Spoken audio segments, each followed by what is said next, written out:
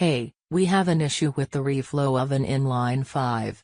The solder joints are inconsistent. What do you mean by inconsistent? Some joints are cold soldered, while others are overheated. I checked the temperature profile, and the readings are fluctuating. Fluctuating? What's the temperature deviation? The peak temperature should be 245 degrees Celsius, but it's dropping to 230 degrees Celsius and then suddenly spiking to 260 degrees Celsius. That's a serious issue.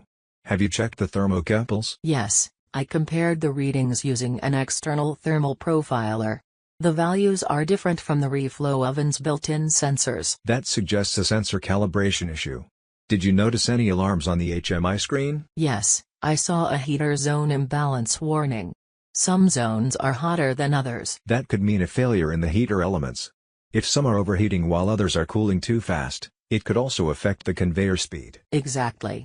I noticed the conveyor belt was slightly unstable, which might be worsening the temperature fluctuation. We need to check the PID controller settings. If there's unstable power input, it could impact the heater regulation. Also, I think there might be a problem with the exhaust system.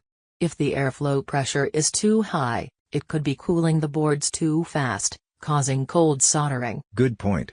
I'll run a heater element test and check the exhaust fan speed. Should we also recalibrate the thermocouples? Yes, we need to recalibrate the temperature sensors, check the power supply stability, and inspect the conveyor motor. Great. Let me know what you find. We need to stabilize this process as soon as possible. Understood. I'll update you after the inspection.